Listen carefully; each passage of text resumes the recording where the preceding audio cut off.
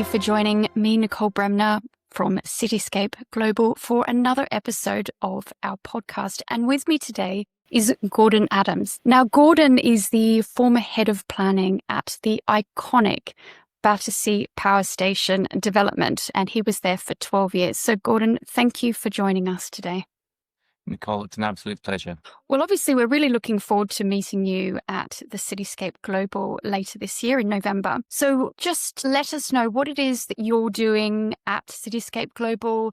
What are you speaking on, and where can people find you? I'm at Cityscape Global speaking on adaptive reuse. And I think a common theme for me is going to be heritage. Because that is my experience, not only at the power station, but throughout my career, and about adaptive reuse of historic buildings, because my view is that, there is value in scarcity, and historic buildings add value. They add soul to an area that wouldn't be there if you're starting with just a clear blank canvas. And that's been my experience. My background is starting in Australia, which has not as many sort of historic buildings, certainly as Europe. And also there was very much an attitude of new is better. So knock down the old, put up the new. And actually it was me arriving into the UK as a visitor. And within the first hour, I thought, I want to live here. And it was the buildings, it was the heritage, it was the history. And so that's very much been my passion. And also the fact that an accountant will look at a spreadsheet and say it's cheaper to knock it down and just build a new one. But I firmly believe there is value that's not necessarily in the first instance financial, but that value is created over time.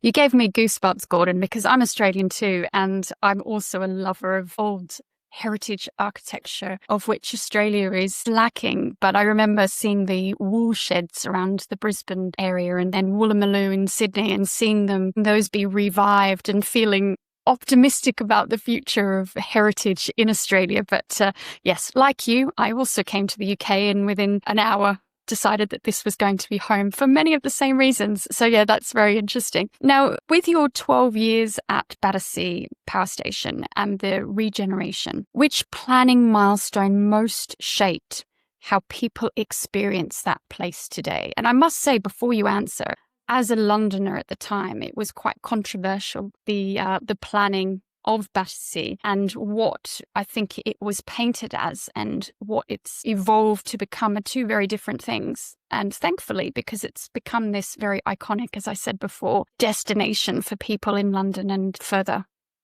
Nicole, there's so much in that question. What I will go right back to is the 1920s, when Battersea Power Station was being proposed as a coal-fired power station in Nine Elms. It was very unpopular. I met someone from the Chelsea Society. He's told me, he said, I've seen the minutes of the meeting where we objected to this horrible coal power station on the south side of the river. But, this is my experience, is that attitudes evolve, and, things that are initially hated become absolutely loved. And that was the experience of Battersea Power Station, made up particularly of, the wise decision to appoint Giles Gilbert Scott to do the architecture on the outside in beautiful Art Deco to make it this striking design, which was unusual for an industrial building, but also things like the 1977 Pink Floyd album cover with the pig. Which added to the sort of the cultural history of the site. And useless trivia that when filming that shot, the pig broke away from its tether and floated into the flight path to Heathrow, which was not the plan, and they found it deflated in a field in Kent. But so that was the experience. But then it was decommissioned in 1983.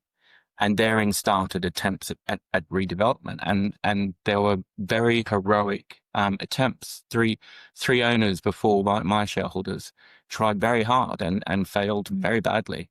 So that by the time it got to me joining and the Malaysian consortium buying the site at the end of 2012, one of the biggest challenges, which eventually you forget, and I used to have to remind people a lot, that one of the biggest challenges at the beginning was doubt, because no one thought it would happen. Everyone thought it was too hard. Everyone thought, oh, it's another owner. Oh, Malaysians this time. It will never happen. That sort of was something we had to work quite hard on. And now it's this amazing place. But to your point on the planning milestones, the thing about planning is, and the thing that I love about it, is that you're in the room well before anything happens. Like I have friends who comment on something and going, "Oh my God, have you seen such and such?" And I was like, "Yeah, I knew about that years ago," because a lot of the sort of planning decision, by its nature, comes very, very early on. So milestones that were put in place in terms of a planning framework that was started in 2009, I think, and planning application decisions early on before you actually get to the buildings. But to specifically answer your question, there is one element that just links everything, even the heritage point. I've avoided the power station, I've avoided heritage, but it was the opening of the Northern Line extension, which was on the 20th of September 2021. And without the Northern Line extension, there would be no power station, there would be no town centre, there would be no restoration of it, there'd be no Apple HQ in the boiler house. There would be no homes, no affordable homes. It was fundamental to the delivery of the power stations. Integrated, there was so much collaboration for that idea, which was made as an off-the-cuff remark in 2008 in a meeting with TfL, where they didn't say no, but they said, "Okay, fine, you do it." So the owners at the time spent a lot of time, working out how you would deliver it, and everyone played a part. So, two local boroughs, the mayor took out £1 billion loan, the chancellor guaranteed the loan, the Secretary of State for local government created an enterprise zone to capture business rates to repay the loan, and the developers took on the risk and put in the capital to bring the developments forward. Because I should point out that Battersea Power Station isn't just one project. It sits within a 500-acre opportunity area that's delivering 20,000 new homes and 25,000 new jobs. None of that would have happened without the Northern Line extension. So for me, that is the fundamental milestone. And that's a beautiful collaboration between public and private sector that we're not often told about. These sorts of things should be talked about far more than they are, because obviously it's integral to the success of this project and many others. It is fundamental. I co-hosted an event with the then CEO of Historic England, because Battersea Power Station is a Grade 2 star listed power station. And I said, anyone who thinks they can do this project on their own is kidding themselves, because we're all in it together. And having that mindset and that mentality means you can achieve amazing things, provided you've got a shared objective. If you have a shared objective, even if you're all coming from a different direction, understandably from your own, sort of needs and criteria, like, local government is going to have a different perspective to a private developer. But provided you've got the shared objective, and for Battersea, the key two main objectives at the time were restore the power station and deliver the Northern Line extension. And if you have that, then everyone buys in, everyone works together, and you can achieve great things. And we achieved great things. I think my fear is at the moment that's not there in the UK, particularly in London. And the byproduct is you don't get those big, audacious, ambitious plans. No, and perhaps it's a sign of where we are in the economic cycle also. It's interesting you mentioned that iconic Pink Floyd album cover. I have recently acquired an original of that. I'm trying to find somewhere in my home to place that where it will be the center of focus. I think one of the criticisms of people initially when the plans were unveiled for the power station is that it would be owned privately and therefore cut off access from the public. And I think something that you've done very well there is ensure that it is public. And yes, there are private homes there, but you can still go and be part of this whole, as you said, very large development. So I think that must have been at the forefront of your mind when you were developing this site and planning it? Absolutely. One of the things I learned quite quickly after I joined was that there was very much a sense of ownership by the general public of the power station. And, I needed to put, Battersea Power Station into Twitter, and you would get, lots of commentary and lots of discussion. And just as a side note to your, finding somewhere to hang the album cover, there was a period where we didn't have any buildings. So there'd been a big fire at Battersea Arts Centre. So we donated some money and thought, well, actually we'll hold an event there. And thought, well, people like painting the power station, so we'll do an art exhibition. We thought we'd get like 100 pieces or something. We ended up getting over 500 pieces because there was just such this wealth of enthusiasm and love for that building. And I actually bought a very nice painting that was cubist of the power station. So it was obvious enough to be the power station, but not too much to remind me of work. But to your point specifically, being aware of that, we were very conscious of it. And, there was a frequent expression in our office and in our consultations about, no fences, no gates, not a gated community. You won't find any fence on that project. And the irony being is that it was never publicly accessible. For a long time, it was a working power station, and it had a perimeter fence, a very big, high perimeter fence. No one could ever get access. And then when it was being redeveloped, you would get periodic access, but still it was just a vacant site. So as each sort of phase has come on board and we've opened up the site more and more, it's been to bring people in and to create, a piece of London that anyone can just walk in and sit in the new 6-acre park out the front that you would never have had. And it goes to the point of the scale of the building. Sat in splendid isolation, off in the distance, beyond these sort of perimeter walls. It's not until you get up close to it, as you would have experienced, that you look up and realize how big it is. It's a massive building. And so the joy of being able to bring people in to that was a big part of the project. But also back to my, accountants and spreadsheets, with nothing against accountants, but, an issue that I would say it's cheaper to knock it down and build new stuff. The second thing would be the most valuable is to fill it with residential, because that has the highest value. But it wasn't the right thing to do. And actually, the power station itself, I think it's only 1/3 or 1/4 of the building is residential. It's 250 flats. The rest of the building is either shops, restaurants, cinema, leisure uses, office space that actually people can come in and experience the building. So it's not just within the site of having no barriers, no fences. Anyone can come in. It is a public space effectively, but also within the building itself. And it is beautiful. Also, from the other side of the Thames, it's just such a beautiful view through the trees of the power station itself. When you look ahead, Gordon, what urban planning trends do you think will define our cities in 10 years from now?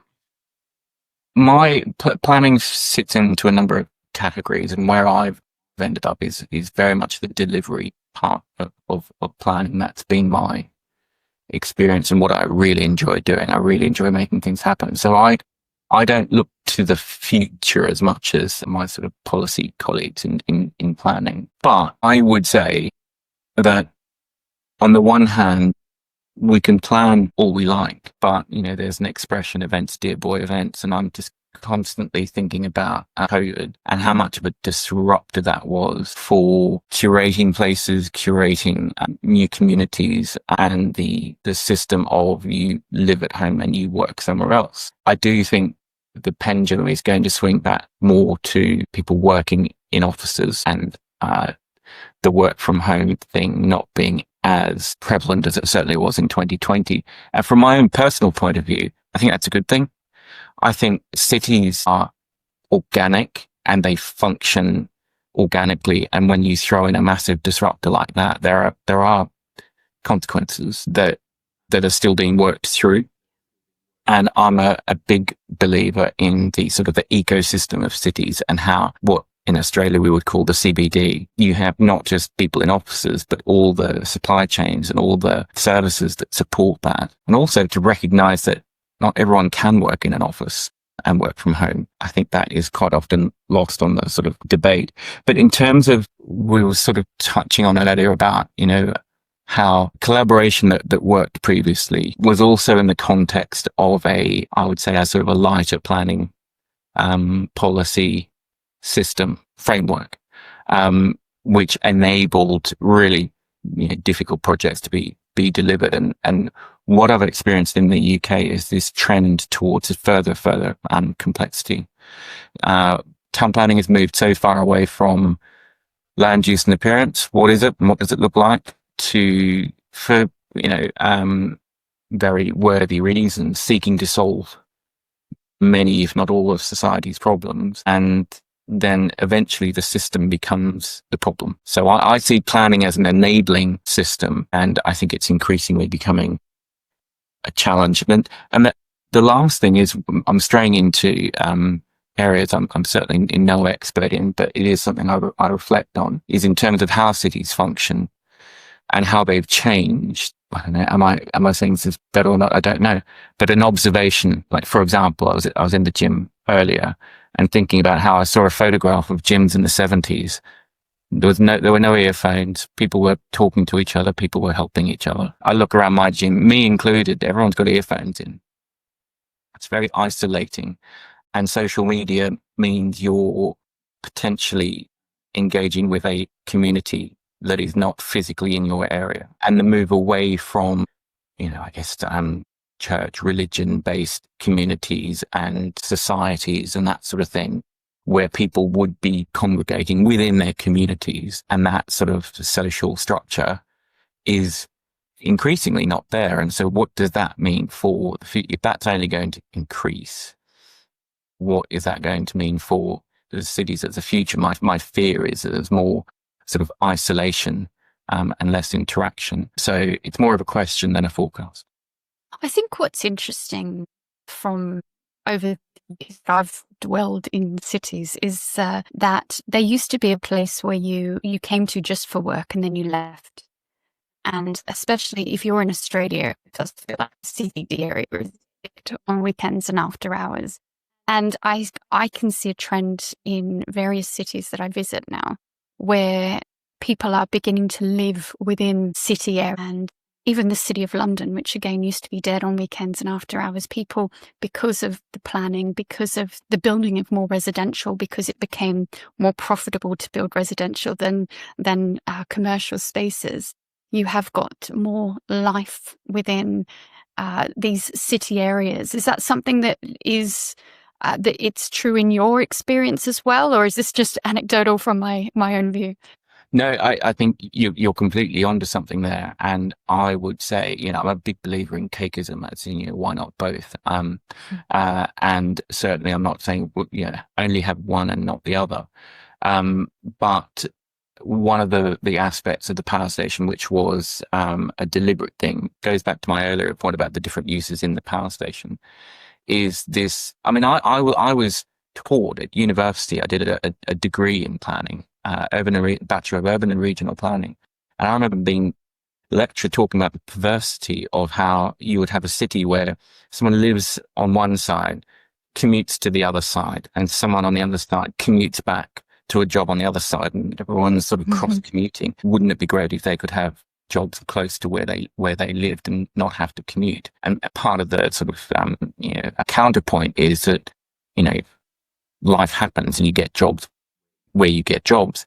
But if you create the opportunity, then that can happen. And that's certainly the case at the power station, whereby, I'm a town planner. I would sort of tell people I'm a town planner and they would laugh and say, oh, how many towns have you planned? And I used to say that's not how it works, because that wasn't my experience at the time. But since being at Battersea and the wider opportunity area, it was basically a blank canvas. So you were creating a town from scratch, and at Battersea, the power station is the town centre.